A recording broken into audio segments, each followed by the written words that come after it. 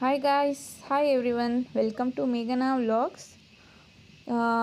ಇವತ್ತು ನಾನು ಮನೆಯಲ್ಲೇ ಶುದ್ಧ ಮತ್ತು ಸುವಾಸನೆ ಭರಿತ ತುಪ್ಪವನ್ನು ಬೆಣ್ಣೆಯಿಂದ ಹೇಗೆ ಮಾಡ್ಬೋದು ಅನ್ನೋದನ್ನ ನೋಡೋಣ. ಇದು ನಮ್ಮ ಮಲೆನಾಡು ಸ್ಟೈಲು.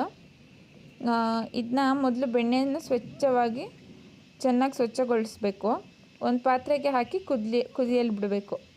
ನಂತರ ಅದಕ್ಕೆ 2ರಿಂದ 3 ಬೆಳ್ಳುಳ್ಳಿ, ತುಳಸಿ ಹಾಗೂ ವಿಳ್ಯದೆಲೆ, 1 ಚಿಟಿಕೆ ಅರಿಶಿನ, ಮತ್ತೊಂದು 10ರಿಂದ 15 ಕಾಳು ಮೆಂತ್ಯ, ಹಾಗೆ ಒಂದು ಸ್ವಲ್ಪ ಚಿಟಿಕೆ ಉಪ್ಪು ಸೇರಿಸಬೇಕು.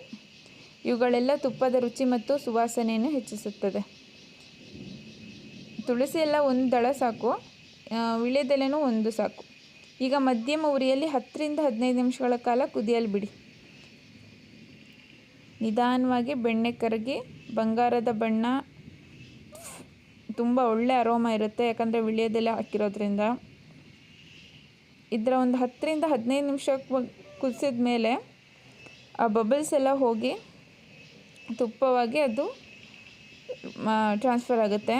ಕೊನೆಯಲ್ಲಿ ಅದನ್ನ ಸೋಸಿ ತೆಗೆದರೆ ಮನೆಯಲ್ಲೇ ತಯಾರಿಸಿದ ಶುದ್ಧ, ಆರೋಗ್ಯಕರ ಮತ್ತು ಸುವಾಸನೆಯ ತುಪ್ಪ ಸಿದ್ಧ. ಇದೇ ಥರ ಕುದಿ ಬರಬೇಕು. ನಾನು ವಿಡಿಯೋದಲ್ಲಿ ಹೇಗೆ ತೋರಿಸಿದ್ದೀನಿ ಹಾಗೆ ಮಾಡಿ. ಖಂಡಿತ ನಿಮಗೂ ಇಷ್ಟ ಆಗುತ್ತೆ. ಇಷ್ಟ ಆದರೆ ಲೈಕ್, ಸಬ್ಸ್ಕ್ರೈಬ್ ಮಾಡಿ ಮರಿಬೇಡಿ.